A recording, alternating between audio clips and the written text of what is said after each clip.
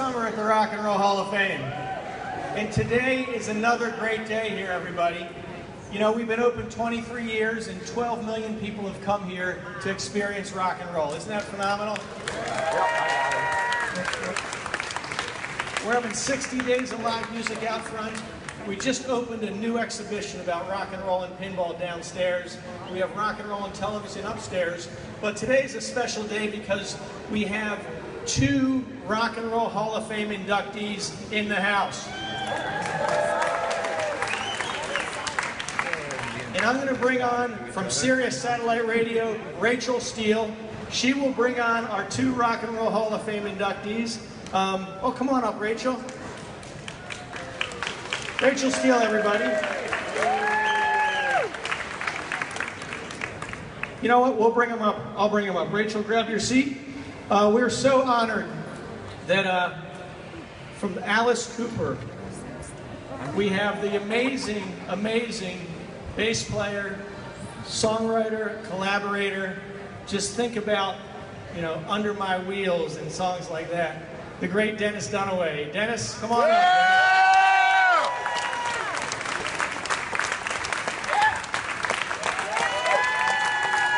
Rock and Roll Hall of Fame inductee, Dennis Dunaway.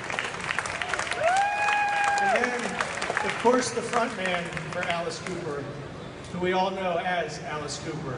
Just think about School's Out, $1 Billion Babies, huh?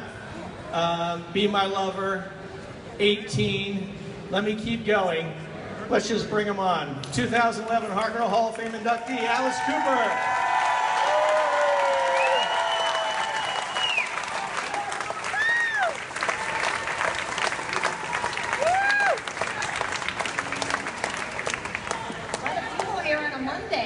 Yeah, Monday. You guys know it's Monday, right?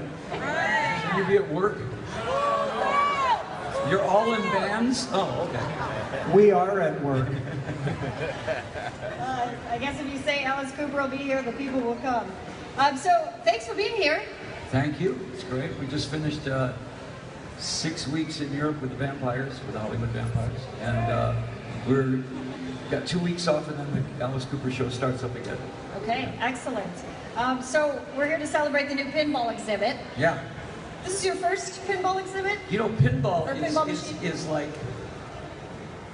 the exact opposite of video games. It's you physically get involved in it. You know, you can actually play for an hour and sweat from doing it. So it's kind of like a throwback to the 50s and 60s. And for some reason, it's a lot more fun. You know, to get a pinball. This is the loudest pinball machine you've ever heard in your life. I mean, it's probably too loud. Kids will love it. There's no such thing as too loud, is there? You will never hear Dennis or I ever say, turn that down. So, are you any good? No, no. Actually, I have a Dr. Dude at home. And I played that I got really addicted to that for quite a long time. And then they showed me this one, and it was, you know, technology was so much further gone with this one that it makes those machines look kind of archaic. And who knows where it's going to go from there. What's the creepiest thing that you have inside of the Alice Cooper pinball machine? I haven't even been to level 2 on this thing. But you keep getting different levels on it, and it keeps getting more complicated and more dangerous, I guess. I wanted it to make it so that if you actually get one thing, you would actually get a shock and knock you back 8 feet. That's an idea. That's an Alice Cooper machine right there. And they couldn't pull that off? They couldn't do that. They would say something legal about it. I don't know. Is there anything inside the pinball machine that you were able to do that you haven't been able to pull off on stage? 90% of it. Oh, really? Okay. Details. Well, no. I mean, you know, when you're talking about the stage thing, when we first started, we built our own props. In fact, if you go down to the exhibit down there, you'll see the original electric chair.